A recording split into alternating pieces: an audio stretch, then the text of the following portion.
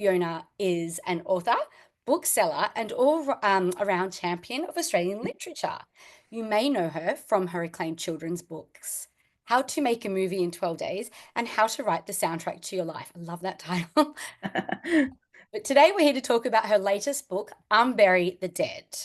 The book is a gripping, beautifully written mystery that delves into secrets, grief, and the things we try to leave buried, both literally and figuratively.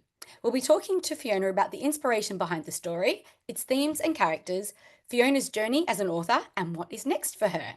If you have a question while we are chatting to Fiona, please just pop it into our chat, or you can just pop your name in, and you can either put your camera on and ask her yourself, or you can just type the question in, and I will keep an eye on the chats.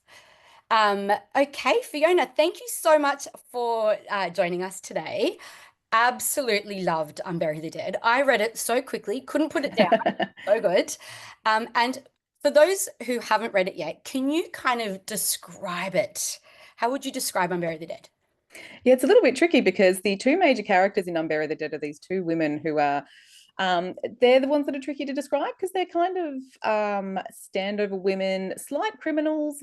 Sometimes they have, so basically they're private detectives that do a lot of other odd jobs. They work for a man called Choker who thinks of himself as a really good guy who's just trying to create jobs for people, but really he is a crime boss.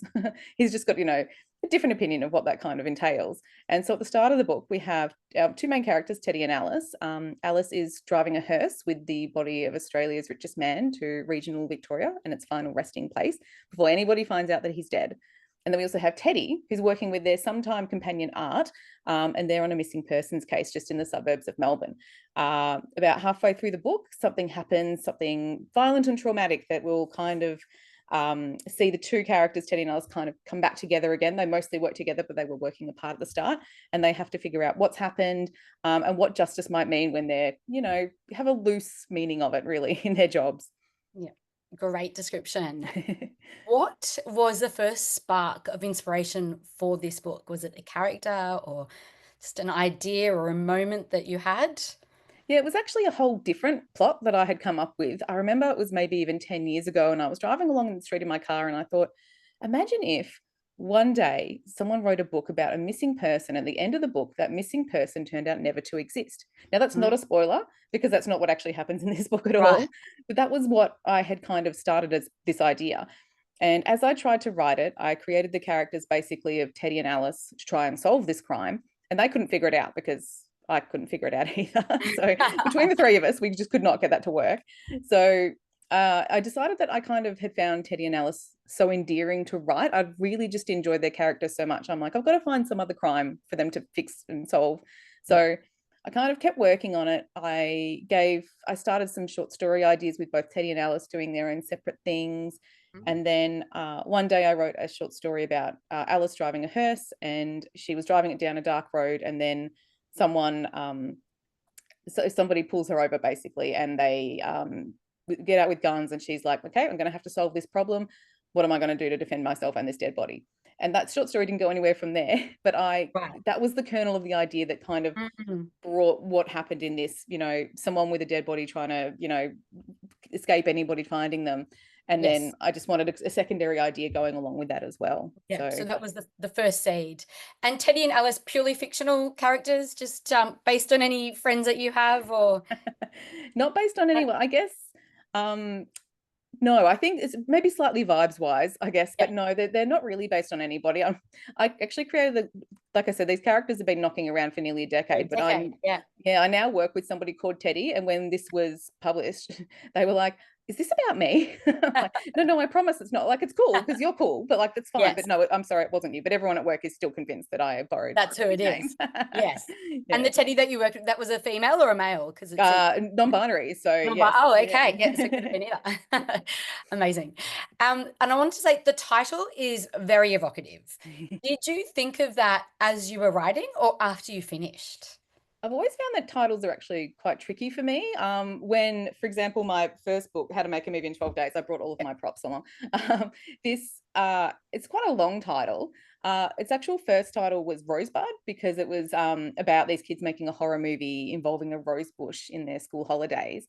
and it was based on the fact that it was a rose bush, and also a joke, well, like kind of a commentary on the movie Citizen Kane, Yep. which is what, 60, 80 years old now. And when I was doing this with the publisher, they were like, I think Rosebud perhaps is a little bit too cryptic for your average kind of 10-year-old to be, Right. maybe they haven't all seen Citizen Kane. Yeah. And in Melbourne, Rosebud is a kind of beachside town. So they're like, they'll think it's a surf book. So no, we have to think Okay. of something else. Yeah. So we had to brainstorm that title, How to Make a Movie in 12 Days. And that led in with my second book, How to Write the Soundtrack to Your Life. Sorry, I'm going to bring out that prop as well. Yeah. No, love it. um, That's a fun, a fun, yeah, yeah. hard to remember though. If you're trying to read through all three of those out loud at once, it can be tricky to remember them all. Too many words. Yes. But when I was writing Unbury the Dead, I kind of had, that was actually the working title. I was just, I don't know, I was throwing around ideas and I came up with that. And I was like, I'll just call it this for now. And, later on the publishers can fix it like they did with my kids' books as well. But this time they were like, no, we like the title. I'm like, you sure? You can change it. It's fine. I'm not invested in this. But Right. no, they wanted it, so they kept it. Yeah, I think it does a great job. I think it is, as I said, very evocative, but it doesn't give too much away. So it just hints that, yeah, there is a mystery happening. And the book explores very sort of deep themes, like grief, secrets, the past catching up with us. Also, what makes somebody worthy or unworthy to be found, and have their truth sort of uncovered. What drew you to these themes?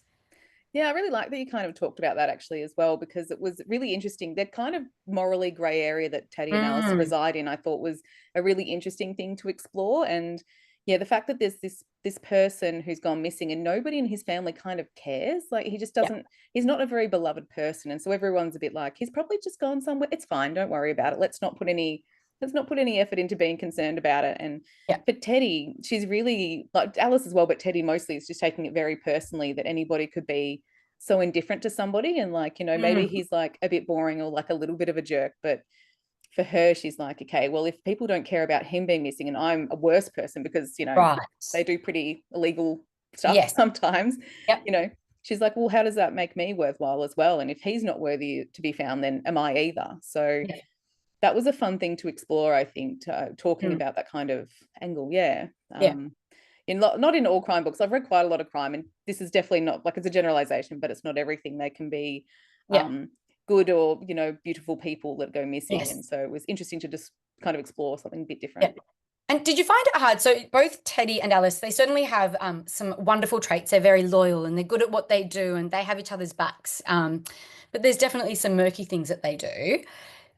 Was it hard to kind of write their characters? Because you don't say that they're inherently just good, and you don't say that they're like you nail them being sort of in the grey area. I guess I lent a little bit more towards inherently good, but did you Good. find that hard to kind of keep their moral compass sort of a little bit, I guess, wasn't so clear at times?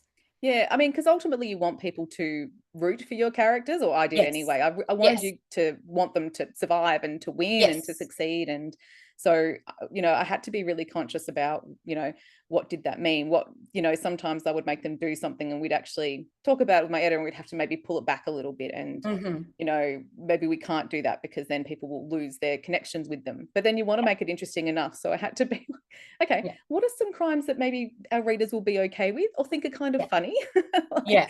which is like, not I'm not a criminal, to be clear, but also I'm just like pretty square all round. So Yeah. for me, like trying to think of anything that was just like, yeah, just a touch illegal, like where you Right. could just, yeah, But the not gray too area there, far. Yeah, not so too that you far. don't lose, yes, the readers rooting for them. Yeah, and Yeah, I think you've got that balance really well.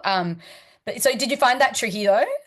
yeah, like Yeah. it's like when you watch a superhero movie, for Yeah. example, and like they're the good guys, but then when they're blowing up the bad guys, then buildings are collapsing, and you're like, well, everybody in there is going to die. Like you can't, Right. you don't like them, so you'd have to make sure they're, whenever I wrote this, I'm like, they're always away from civilians, so no one's ever getting inadvertently hurt or Yeah. anything like that. Yeah. And I didn't want to do anything. I mean, like what triggers people is different for everybody, but I tried very Yeah. hard to kind of keep them away from anything I thought that the majority of readers would kind of Yeah. find too traumatic as well. So Yeah. Right. yeah, just and I guess most of the people they're interacting with aren't really great people either. They're not, Yes. hunting down good guys. Right. Right.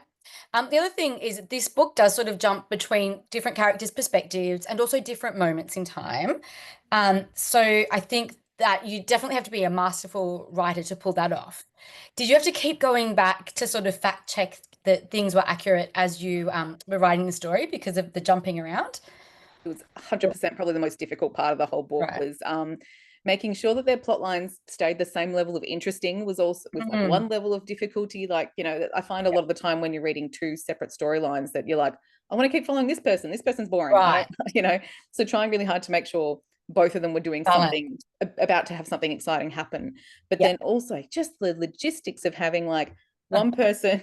Okay, so these two cases have to take the same amount of time and kind of meet at that same junction at Yeah. through the book. And like then so Alice was so she's driving to regional Victoria, and I had to like kind of map out where she was going and giving her the longest ways possible.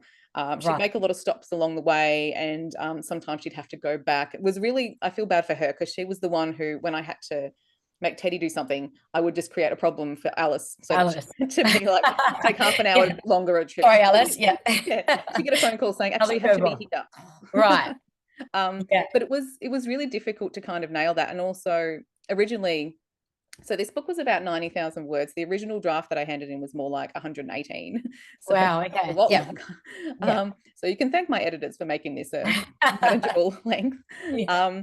But they often, so my editor, who was wonderful, Laura Franks, she kept being like, I think we have to drop a character from each plot line. No, we can't. They're my friends. It's really painful to let go of these people that I've invested Yes. my time in and have brought to life in my head. So Yeah. we did have to do that though. So each both Teddy and both Alice had to lose a character You along the way. right. And then that Okay. hurt the logistics as well, because all of a sudden Alice isn't Yeah. driving over here. Teddy's not Yes. investigating this. Right. Okay. So, yeah, a lot of going back and editing and stuff. And did the story kind of evolve as you went, or did you start writing and you knew kind of how it was going to end and work your way towards that ending? Well, I think most of the time, I think my writing style has changed over the years, but Yeah. most of the time I tend to have a solid-ish idea and then I just go. I don't really Mm. outline it very specifically, or if I do, I make it a bit loose. And then Okay. as you go, you might go, oh, suddenly there's this character that I didn't realize that obviously they have to be in it now. This other Yeah. thing's happening. Oh, I've suddenly come up with this other plot line thing. And then about a third of the way through, I will stop and I'll go, okay, let's rewrite the ending. Let's make sure it's actually going to have a solid, it's going Right. to keep going. But I Yeah. don't tend to go back and fix it. I'm like, let's get to Yeah. the end, fix it Yeah. later. Yeah. Otherwise, I just kind of end up going back to the start and reworking it for eternity. The first Yeah. sentence itself is like half the time writing a book. And I think that the characters were very real and layered. So even for people like us that don't have sort of a criminal background, could totally relate to things, and it seemed very believable. It wasn't, none of it was ever, I guess, not believable. So that's what I loved. Was there sort of a favorite character for you to write? Or Ooh, that's a good question. Both Teddy and Alice, I find them equally just like some best friends that I have that sometimes I listen in on their conversations. Uh, so the two of them are kind of equal. I did enjoy Art, the one who is working with Teddy as well. Like in my mind, he's a bit of a kind of Chris Hemsworth himbo who's mm, helping her along and kind of, inadvertently messing things up. And yeah, he's so distracted by food all the time. He's always like, can we go out? Actually, I know that we're on our way to a case, but there's this really great place over here that makes lobster rolls. Can we just on the way? I'm just really yes, hungry. We'll be able to yeah, concentrate a lot better if we go there. So yeah, I kind of enjoyed, making him a bit annoying and yeah, inconvenient. So that was fun as well. And there's a scene in the second half where no, sorry, it's in the first half as well, where Alice visits the grandmother of the mm, dead man Darwin, and she is yeah, kind of, at first you think that she's an old woman who's just, into her roses and a bit doddery, but actually she's a lot sharper than they yes. realized. And I enjoyed writing her as well. Yes. Yeah, that was a great little surprise. And any characters that you found a little difficult to write about? Oh, actually, I think Darwin himself, the dead man, who Alice is driving around, I Yeah. find him a bit complex to write. So I mean, he's in Alice's memories. She's remembering experiences that she's had with him before, not many, and the fact that he's so famous as well. And he definitely evolved quite a lot over time, and I found it difficult because he's so rich. And ultimately, rich people aren't very likable, you know, because how they get there is usually such, you know, it's controversial to say the least. Yes. And Yes. so, but we wanted him to be, and also kind of an endearing character because Alice kind of missed him because she'd met him personally and he was Mm, charming. And so the change, he went through a few changes of how much he was a dirtbag and how much he was like, well, he's kind of maybe the nice rich guy. He's done like a little bit of bad stuff, but not too bad. And right. then it kind of escalated and then it would come back again. So Yeah. yeah, it was, that was hard though to try and kind of land on the Right. right thing for him, right tone. I think most of the characters were multi-layered, so would have, yes, taken a lot of work, I guess, because they were all a little bit complex with they had good traits and bad traits and stuff, which I loved. Kept it very interesting. Did any characters sort of surprise you as your story progressed? Did any Ooh. do a big change from how you yeah, envisioned them in the beginning of the writing process? I think we get a little bit of Art's family as well, and his sister especially kind of starts to pop up in Mm, a little bit of it. And she, at first, I think I just made her a really kind of small side character because he needed Art needed a flatmate, and so yeah, that was fine. But as the book progressed, I'm like, no, actually, she has a lot more to do. And then she definitely started growing as a character, and I realized more of what she had going on as well. And yeah, she kind of has quite an important role towards the end, and sometimes I do surprise myself. It's like the book is out there, but I have to find it. And so you get to the end and you're like, oh, this is how it's going to end. Okay, this, oh, I know, I accidentally sent this up already for myself and hadn't really yes, realized that I'd done it. So, yeah. um, it's like I'm sometimes a little bit ahead of myself, but I just have to Yeah, catch up and figure it out. subconsciously planting all the seeds and then, oh, look, they've blossomed. So sometimes I just think I plant a million seeds and then one of them Yeah. works, and later on we have to go and edit it all out. So you're not giving yourself enough credit there. I do have to ask as well. So we kind of touched on art and the food. Are you a bit of a foodie? Because I think there were some fantastic descriptions of some of the meals, and I was like, yeah, that made me hungry and kind of. I did tell you we're going on a road trip. Maybe it was partly inspired because I just finished reading this book. Um, wanted to do some of these little stops and discover like these hidden gems. It's funny because at the time I was really into reading Guardian food reviews, which is actually Okay. The English Guardian. And Yeah. so I don't know why, but every like couple of times a week I'd sit down and be like, oh, what are they doing on the Guardian? And I just read and revel in these delicious foods. The funny thing is, in real life, I'm actually vegetarian, and we don't. Oh, Yeah, okay. but like in this year, there's lobster rolls and delicious pizzas, and it just things Yes. everywhere. And I enjoy still reading about all kinds of food. I'm not Yeah. eating them; it's fine, but I love the talking about it and the descriptions and things like that. So I wanted to kind of involve that and make people hungry, like make the food quite, Yeah. yeah, visceral, so that you were Yeah. really in that and Yeah. understood that. So yeah, it's funny that actually people are quite horrified to learn. I You're not haven't a eaten. foodie. Yeah, yeah. I'm a foodie in the sense that I enjoy eating a lot of vegetarian Reading the food, but reviews. not Yes. not as many options like as you can find on the Yeah, garden reviews. it did inspire me. I told yeah to go and Yeah, try yeah. some new places. So it's great. So you did a little bit of, well, I guess not research, but you were reading like Guardian food reviews. Any research that you deliberately undertook for this novel? So maybe Yeah, into like the underworld and all of that stuff and Choker.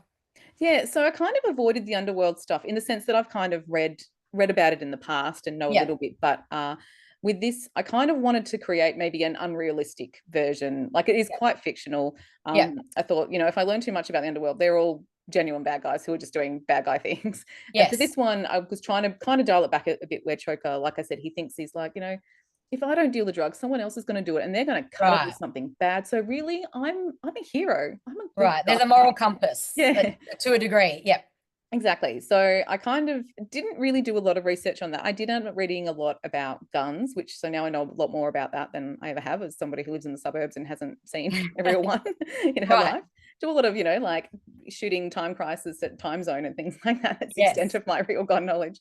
So I did do some research on that. I did have to, I mean, I've been reading crime books and reviewing them for the bookshop that I work at for about more than 10 years now, nearly 15 actually, Okay. I think. Yeah. So there's a lot you can absorb and know about police procedures and, you know, criminal elements of all different kinds as well from that. So I guess it's not research, but there's a lot of Yeah. knowledge up here. That's up there. Yes. I did have to learn about cars because Alice drives a classic car, a hearse called Valkyrie, which is from Hmm. 19. Do you know, the worst thing is I can't remember what make she's off the top of my head because Yes. I had to change a couple of times. Right.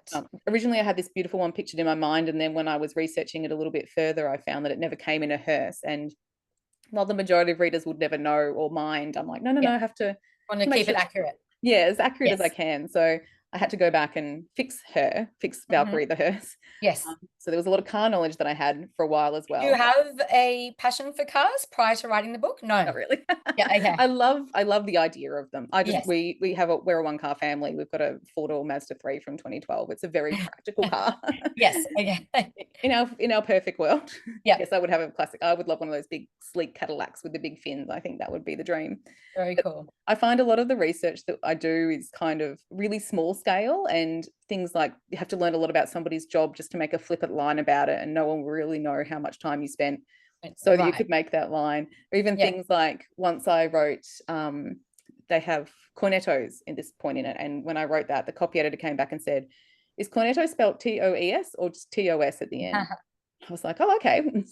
I spent Double maybe a check that. full half hour of my life researching cornetos on the website to see how it was spelled, and finally found out that Right. it is TOS. And then it came back to my computer and went, why didn't I just change it to magnums? Like, I Yeah. just deliberately made this so hard for myself. Um, Yes.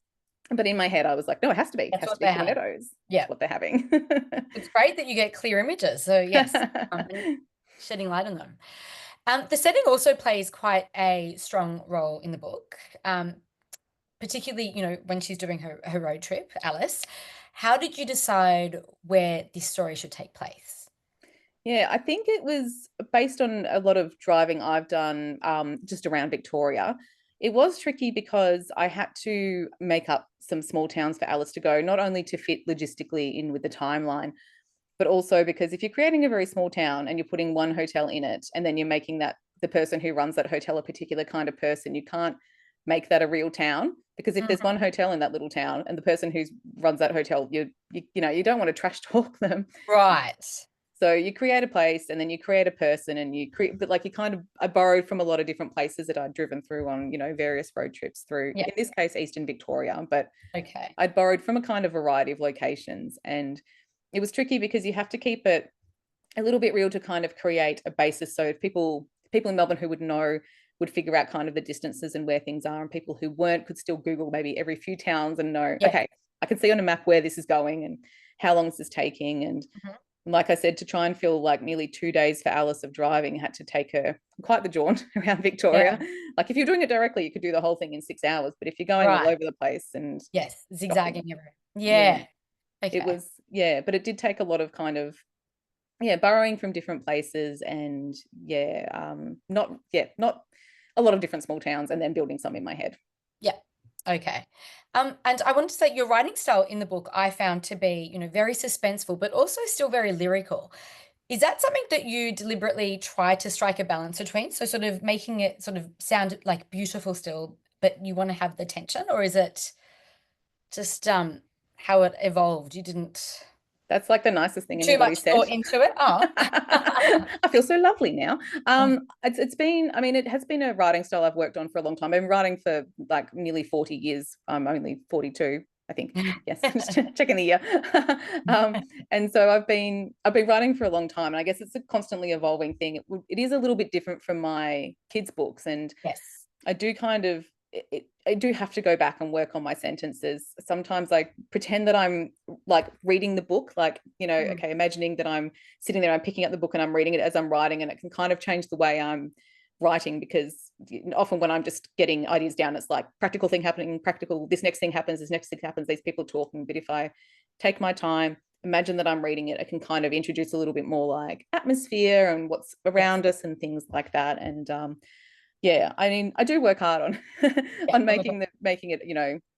readable and taking inspiration, I guess, from certain writing styles that I like. I think Australian crime fiction is just flat out my favorite type of crime fiction. There's Right. so many strong authors around, but as far as going overseas, I quite like the American South seems to write a really similarly lyrical.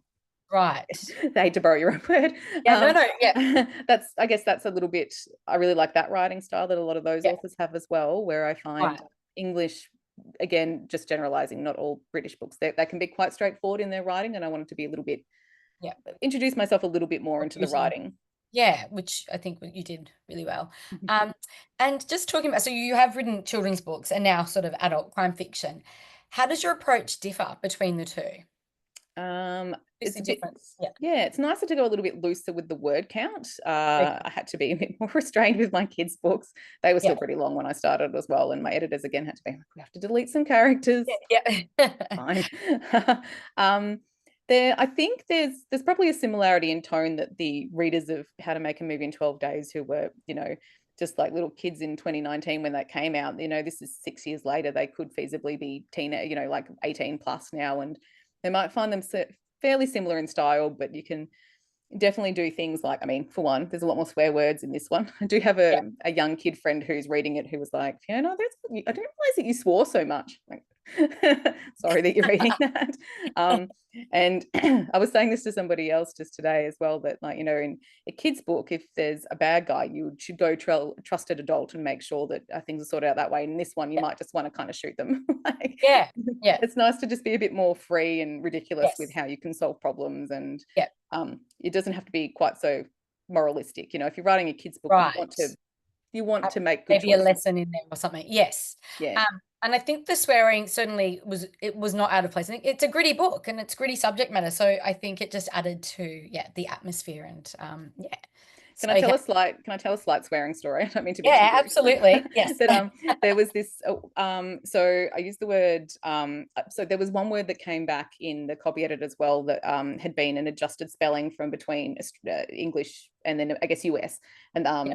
the copy editor had said, I think we could spell it this way, and I'm like, okay, I'm not sure. I think I'd like it the first way that I spelt it, but I went back and there were 30 specific incidences of me using this one word. I guess I should change it. So I went through and I changed some of them to like jerk or some of them to other sweary words as well. But yeah, Yeah. that was like, there was actually, despite, my mother thinking that I've never sworn once in my whole life, there was like a Yes. full half day almost At of my least life 30 there of just editing. Yeah. dedicated specifically to the word asshole. Yeah. Like, that was it. That So one word. Yeah. I love it. And Fiona, you said that you wanted to write, or you from a very young age, and I think I read somewhere that from grade one you kind of knew that you wanted to be a writer. yep. Has that desire ever waned? Have you ever thought about doing something? No, you knew, and you're like, yeah, I that's really did, yeah. yeah, I definitely, so yeah, I was in grade one, and they'd given us an assignment, and I wrote a story and everybody fawned over it, which is just my teachers and my parents being polite. But I was like, no, okay, this is what I want to do. And that was yeah, all that I wanted to do. And yeah, like there was, when I was in primary school, I also wanted to be a vet, but then that waned. And yep, when I was in high school, I'm like, yes, I just want to work in books. And I worked in a bookshop as work experience, and then I still work in bookshops now, like yeah, 25 years later. So um, fantastic. it's just that I've just always loved books, Had that and passion. Yeah, yeah, so that's wonderful. been hard to resist. So yeah, my whole life just basically, but yeah, no, I've never kind of gotten bored of it. I haven't had writer's block for a while. I think since I've been published, there's always been a lot more ideas than time.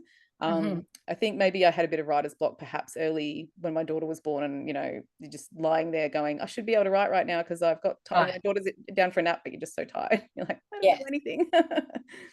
Do you think that sort of getting published helps you with your confidence? Like the first time you get published, and then that also potentially unlocks all these ideas, or do you think can you tell us a little bit about your journey to first getting published and how things changed after that?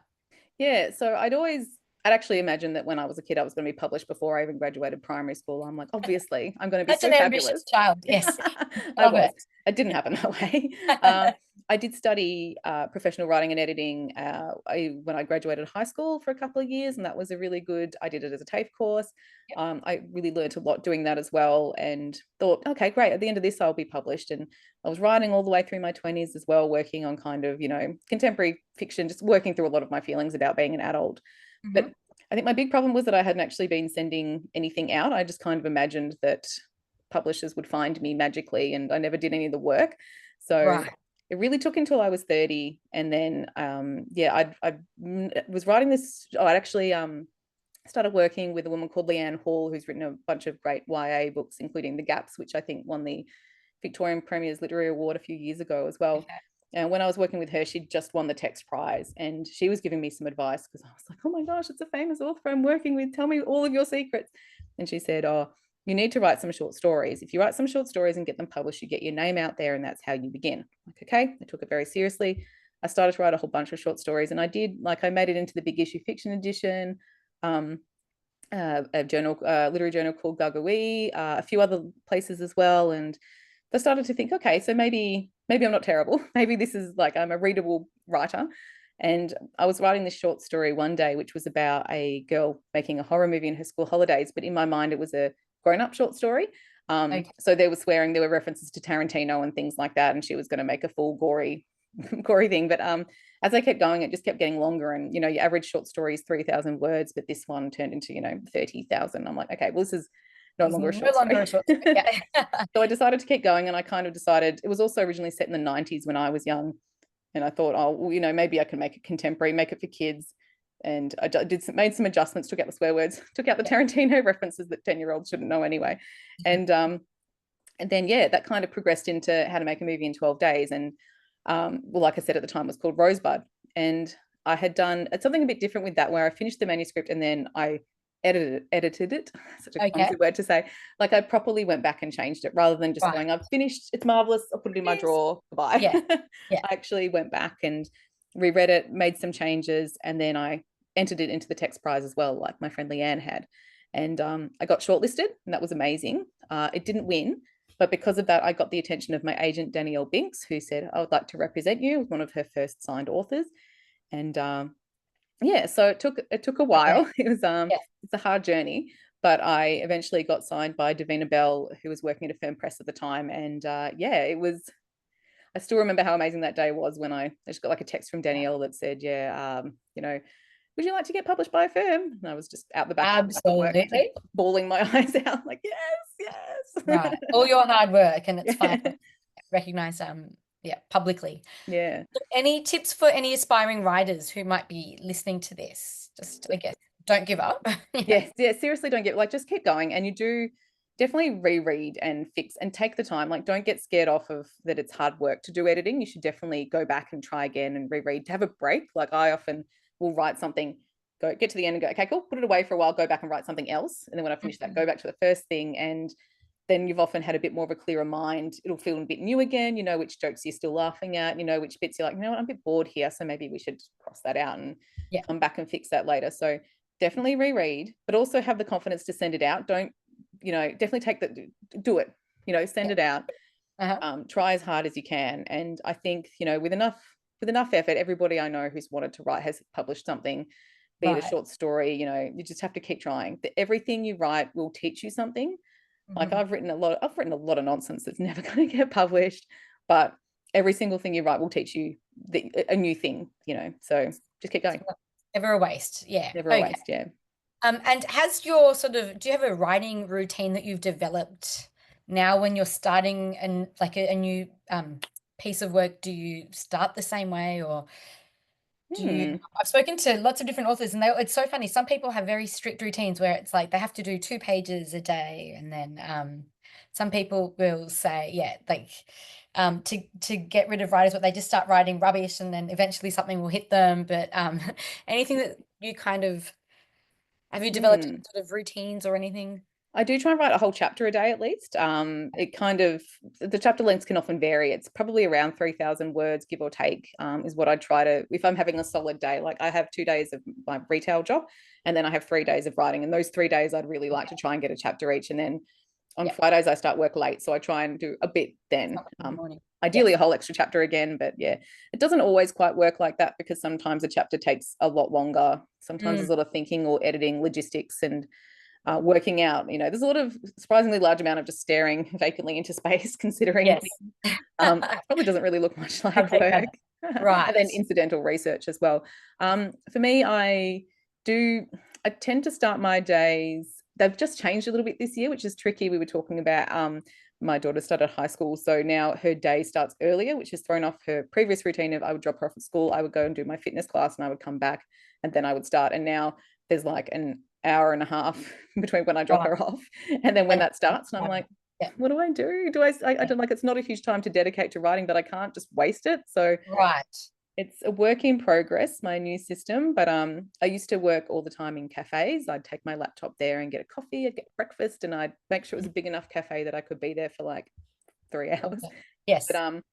I kind of eventually started feeling a bit guilty about spending money on toast that I can make quite easily at home, a lot less Now money, working from home. Yeah. and that perhaps I should give up caffeine anyway in general. So I work at home now. I move Yep. across. This is my desk here, and then Yes. I have I sometimes I work at the dining table, which has a bit better like window view, Yep. and then also sometimes the couch where I'm like hunched over, like typing Yes. like this, ruining No, my back. I love to work on the couch, even though that night my back is very sore. And I was going to say, so when you are writing, I guess you're not in a workplace, so you're kind of spending a lot of time by yourself. Are you part of sort of writing groups to sort of bounce ideas around that you might have, or do you have like a partner or somebody that you can turn to for advice if you're ever stuck or you want feedback on something?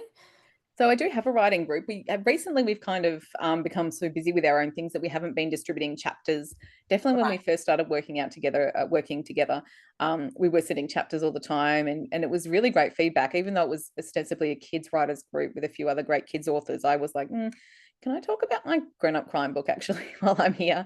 I had Mm. originally started writing this kids book, but then I segued into this one as well, and the advice that they gave me, the kind of that halfway point where things turn around, they gave me a lot of really good advice to how to make that scene work. And but at the moment, I kind of do work on a fair amount of it just on my own. I do have a partner, and he's very good at coming up with ideas. But the problem is that he has too many good ideas, and then I like Overwhelmed. yeah, I'm like no, I can't think of anything. I just need to know, Right. should they turn left or right at this street? Yes. Like but yes, he's definitely really helpful as well, and often gives me some really great advice. But and then there's a few friends who read just before I sent this proper version off to my editor or to my agent. I did have a couple of friends also give other friends also give it a bit of a reread and tell me quite frankly and harshly sometimes Right. some things that needed to change as well. So Yes. yeah, a little bit of a team, but to be honest, quite a lot of it is just a bit solo now. I think the more I've worked on it, the more I have a level of confidence, not saying that it's ever perfect or amazing, but just I'm like, I have the confidence to get it finished.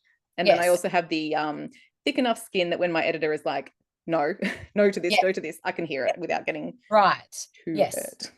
No, that is great. And I was going to say, so, and how long is it generally, once you've sent your work off before you get your first piece of feedback from an editor? Is it, I and is guess that kind of a nervy wait? it's a horrible wait. And Yeah. also the first time I get the feedback, I think it's probably a couple of months. It kind of Okay. depends. Like you might with this one, I'm trying to remember how the actual process Mm. went. I'd been talking to a firm who published my kids' book. They'd known that I'd kind of been writing and thinking about doing a crime book for a while. And Yeah. when they got it, there was probably maybe 2 months, maybe 1 or 2 months, I think. So that was a bit fast. And then that was the publishing director. He signed it, and then the editor had to come back and give me some feedback. And the first time you get that feedback, I can never respond the first day, because the first day all I see is everything is terrible, horrible, bad, Right. no. And then I kind of have a big sulk, and my partner has to listen to me going, nobody likes it's terrible. Why did anyone even bother publishing? It's going to be awful. And then he Yeah. reads All it. the He self reads doubt. it. Yep. Yeah, he reads the feedback, and he's like, I'm not really seeing what you're seeing here. This is quite reasonable. And then the next day I read it again. I'm like, oh, this is actually fine. Okay. Sure. Yes. Right. Now that I've just had time to sleep on it and Yeah. gather my wits, and then it's Yeah. fine. So Well, I think all artists, and in particular writers, you're putting yourself out there. You're stripping yourself bare, and you're writing down like your inner feelings and inner thoughts. So I think, yeah, it must be a bit nervy when you're waiting to get the feedback, and then when people are, yeah, making improvements and stuff. It's probably hard, but yeah, thick it's skin tricky. and yeah, brave, and you've got lots of courage, and I love it. I do have a question from Great. Dana. Which part of the publishing process do you find the easiest, and which is the hardest, and why? Oh, I love that question. Oh, Thank you, that's great. I Dana. think the hardest is the wait. When you sign on. So I signed a contract for this maybe last January, and then it was 15 months before it came out, and that is an excruciatingly long time to wait. It is. um, you're just like, you're just seeing everybody else get published, and not in a jealousy way. You're just like, Yeah. oh, No, it still feels so far away, and I know there's a lot of yes. work that has to go into it, and you kind of, you realize it as you go along that they have to do, a structural edit. So please change these big things, and then each edit after that becomes things like, here's a few typos, or here's the kind of continuity that needs to be fixed here. Mhm. This edit's about the spelling of the word asshole, things like Yeah. that. So there's like Right. So many edits you have to do. In the meantime, they're like, okay, what are we going to do for publicity? What's the cover going to look like? Just working on so many different things. They're like, which Pictures is the as well. best month? Yeah. Yes. I find the wait really hard. Appreciate. Yeah. Editing is sometimes fun. Hmm. Sometimes I also get sick of it. Like I've reread this book so many times, and by the end of it, you're like, how would Yeah. anybody not guess what's going on? Because it's Right. obvious to me because I've read Right. it so many Just so times. familiar with it. Yeah. The best part, I think, is not even publication day is kind of a really flat day because you're like, my book's out, and you put it on Instagram, like, yay, and all your friends are like, hooray. But having worked in a bookshop, I know that you rarely get your book on the shelf that day. Hmm. Deliveries arrive all day long. Right. Sometimes 4 o'clock, sometimes after we close. Yeah. And so you might not get unpacked and put on the shelf instead until like the next day. So you can't go out there on the day of release and see it. Programming um, bookshops. Yes. yeah, so it's the day itself is just like self promo, The not actually seeing anticlimactic. it. Yeah, it's Yes. anticlimactic. Okay. Yeah. Yeah. But then the first time you kind of go into a bookshop and you see it on the shelf, it's great. It's Magic. wonderful. Yeah. It's like a baby. Yeah, It's like you, it yeah, is. given birth to this amazing thing that's out there for the whole world. So And yeah, yeah. and working in a bookshop, I kind of get this little additional thing where sometimes I'm really lucky that the bookshop I work with is so supportive. They made the whole window, just filled it with my book and nothing else, which they Oh, really, really do.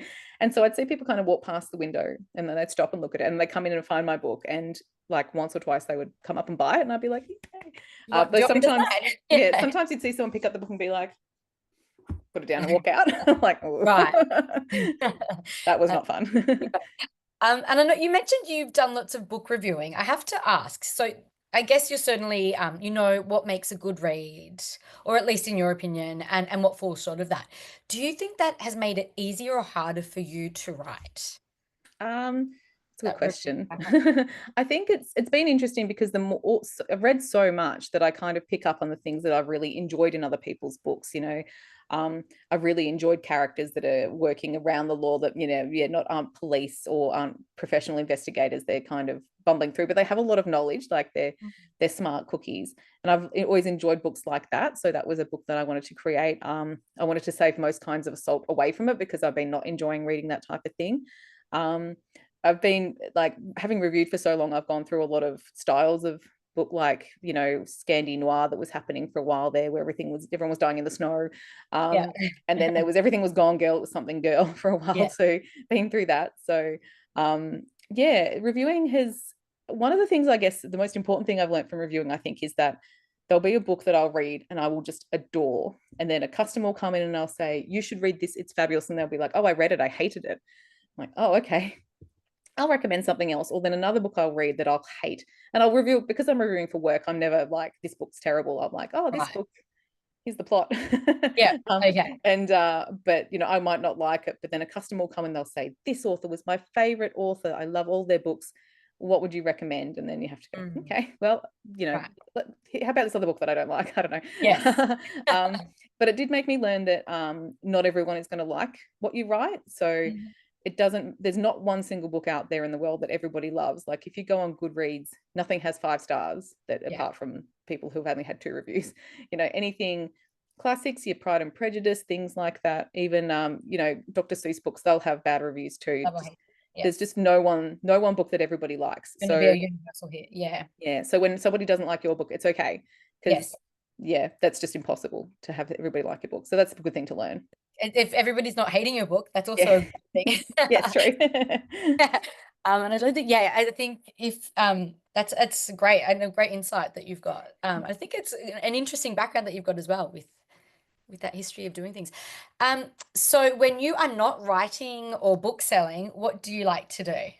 It's a really good question because I don't know. Reading, but I think I do a little bit less of it than I should, because I think some days working with books all day long and then coming home and writing, sometimes I don't always want to read as well. Mhm. I do enjoy going like nice bush walks. Where I live, there's like small scale kind of bush walks. I love to go for. I love seeing movies. We live right opposite a movie cinema. So Partly convenient. why partly why I wrote How to Make a Movie in 12 Days is because I've always been a huge fan of going to the movies. So we love to just walk over there and just go see any movie. And I'm sad now my daughter's kind of aging out of some of the cartoons, because I'll always see a cartoon animated Yeah. kids movie. She's like, nah, I don't know. I'm like, but I want to. Please, for your mother, would you go see this again? Um, yeah. I don't know what Yeah, else. no, that's okay. And are there any sort of books? I know it's all very personal, no universal book that everybody's going to love, but what was the last good book that you loved? Cool. There's been a few good crime books lately that I've really enjoyed. I really liked, what's it called, the Body Next Door by Zane Lovett. That's quite a recent release. Also Australian. I find him a very funny author, and this one is kind of a bit like mine in the sense that it's light and not at the same Mhm. time. Yeah. I think my cover kind of makes the book a bit darker looking than it is. It's a bit Yes. lighter than the cover implies. Yes. And the Body Next Door is just about this guy who goes back to his childhood court to live with his dad and help him out, and then finds a body under the house next door. And it's kind of a really intimate, neighbors turning on each other and looking in diaries of the past and things like that, which I really loved. Okay. And but actually, when you said a book that you love recently, this is a while ago, but one of our bestsellers at work is Still Life by Sarah Winman. Okay. I don't know if you've read that. It's I haven't. It's on my list. yeah, Yeah. it's a great book. So it's a she's a British writer. It's set in it's also historical, and I don't read a lot of historical fiction, but it's just about kind of chosen families. And it starts in 1945 and moves forward and follows all these people as they kind of find each other. And it sounds a bit twee when I say it like that, but it's just gorgeous, and everyone at work loves it. We sell so much of it because someone's like, I'm looking for a book for the plane. We're like, Still Life, Cool. just buy Yeah. Okay. that. Yes. The one you want. Yeah. Excellent. And I think, back to Unbury the Dead, when I was reading, I could actually picture that on a screen. Do you have any desire for that to happen? And if so, like who would you want to play the main character? I guess I would love to know, do you have anybody in mind for Alice, Teddy, and Art? Yes, 100% I do. Please share, yeah. I don't think I really visualize my characters much as I'm writing them. This has Mhm. always been a problem my editors have, where they're like, you don't really describe any of the people. And it's because I think I like to form my own pictures in my mind from personality rather than going, this is a very clear picture of what they look like. Like in a lot Yeah, of crime books, you'll yeah, find it'll start with somebody waking up and they stumble into the bathroom. They're like, oh, I looked in the mirror at my curly blonde hair and my brown eyes, and you know, right. and so I don't really describe people a lot. But obviously now that I'm in the, imagine if it was made into a movie. Imagine if Mm, Margot Robbie was like, I'd like to produce your movie after Barbie. And um, amazing. but I think I would like Florence Pugh to Oh, yeah. be Teddy. I think she'll be Teddy, yeah, great. Yeah, yeah. and Stephanie Sue, who's in Everything Everywhere All at Once. I think she would Yes, be a really great Alice. yes, I yeah. know I'm not going to the Australian. That's because it's going to be an Oscar winner immediately. I've gone too hard. And then maybe Yeah. Jacob Elordi Ugh, uh, love, as Art. love, yes. I know I I say mean, he's a just Hemsworth, picture him but the with that Hemsworth leather jacket, and I think, yeah, yeah. And I I do think, compare him to a Hemsworth, but they're too old. No offense to them. yeah, no, no. And I think I love Florence for Teddy because I think she's just got like the sex appeal thing down that Yeah. Teddy. So, oh, there you go. Well, fingers crossed. If anyone knows Margot, if you could just let Yeah. her know. I mean, Alternatively, though, I do have this other fantasy that I don't know if you've got kids and we've watched the TV show The Investigators and Little Lunch. yes, yes, The yes. the Gristmill, who have directed those, I think I would love. They can make an Australian miniseries if they insist. Right. My kids are obsessed with the invest. Yes. I was going to say as well, Leanne Moriarty. Yeah. So never say never. You just need Nicole Kidman to find this or Reese Witherspoon. Exactly. Can you tell us what is next for you? Anything that you are working on at the moment? Well, I have been working since the start of the year because like the final this went to print in early January or late December. So since then Okay. I can't do anything more, so I have to step away. Since Yep. then I've been working on two other books for Teddy and Alice. I've written 30,000 words of each so far. So one Oh, is wow. That's a great start. It's a very solid. I'm Yeah. I'm good at not necessarily not quality, but quantity. I'm quite good Okay. at. Yeah. And so one of them is about Teddy and Alice down in the Mornington Peninsula trying to find the missing ashes of a tennis player who passed away Oh. 7 years earlier. And the other one that's called Okay. Old Games at the moment. The other one Mhm. is called More Dead Than Alive, and it's a missing person on a remote island type book. And I'm not sure if that's a little bit too overdone because there are a lot of really great Australian crime books about islands out there, but Right. they're Cool. good, interesting. um, I've also still want to write for kids as well. I have been working on a book about Christmas Island for kids. That's one of those times that it has kind of not worked out because at the time that I was pitching this book that I'd written about Christmas Island, somebody else had already gotten a contract Oh, yeah. with University of West Australian Press to publish a book about Christmas Island. So mine's kind of like, I'm just going to hope that hers is so amazing and popular that opens up the doors for more. Another one about Christmas Island. Yeah. And also I just got my other little bit of prop that I just want to show you is that Yes, please. I wrote a school reader called The Prank Sisters. I've got 2 more coming out Fun. this year. So like those ones you get in like your Yes, school's tub, your kids' tubs I at do. I have school. one that's just started kindergarten. I think I just saw Yeah. probably not at that level yet, but yeah, This is that a bit older, yeah, but bit older. Yeah, yeah, and then I've written 2 others that are also they a bit older and a bit older again. So yeah. ideally I just like writing, so whatever, I don't mind. The genre. And I would love to know which one. Do you have a preference? Do you find one more enjoyable, or I it's don't think just I do. yeah, Yeah. I think the interesting thing is that promotions wise, writing a kid's book, you don't get there's not as much publicity. Like yeah, people don't like the media doesn't really write about it. Papers don't report on it. Literary, like it's fine, right, but it's because yeah, kids don't really read this right, stuff. They're not going listening to the radio and stuff like that. So it's been interesting to see the difference, even with things like all of my friends bought my kids' books in support, but now they're like, we're going to read Unbury the Dead. So right. Yeah, that's the kind of difference that I see. But I just enjoy them both. It's both. really fun writing light, silly stuff for kids and, being ridiculous. And then it's nice to murder people a bit in grown-up books too. I think it's wonderful that because they are such different genres. I think it's wonderful that you can do both and Yeah. yeah, enjoy both. That's fantastic. It is Um, it is hard to switch sometimes mentally, though. It takes a while. yes. Last question that I would love to know, is there a dream project that you would love to work on one day? Oh, a dream project. Do you know, I haven't really seen beyond these in my head, I don't think. Obviously, I actually, you know what? There's another thing that I've got lots of half done ideas. Yeah. I've got a whole notes app in my phone just full of all of my random ideas. But I did start working on a screenplay for a horror movie that was set in kind of an automated house. And there was like a full 2 days of my life where I'm like, this is going to be, I'm going to be so rich and successful from this. Yes. You have to really, your confidence has to be very high as you start. Right. Otherwise you just Yeah. give up. So, and it kind of petered out when I ran out of ideas, but I think ultimately I would really love to write a screenplay.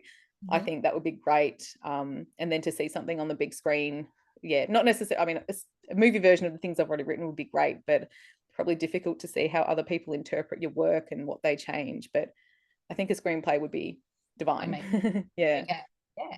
Well, fingers crossed. It's on the back burner. You said it's still in the notes of your thing. So, Yes. yeah, we'll keep an eye out for that. Look, Fiona, thank you so much for this conversation. It has been an absolute delight and Thank actually you. fascinating, I think, diving into, the inspiration behind Unbury the Dead, but also your journey. And thank you for being so generous with sharing your story with us. Well, thank you. No, it's been really great. It's been so much fun to talk. It's great questions. Thank you. And to everybody listening, if you haven't read Unbury the Dead yet, I would highly recommend it. It is compelling and beautifully crafted and great title and cover. So thank you once again, Fiona, and best of luck with everything. And we look forward to your next book. Thank Great. you for listening, everybody, and we'll see you next month. Thanks so much. Thanks Bye for having me. bye.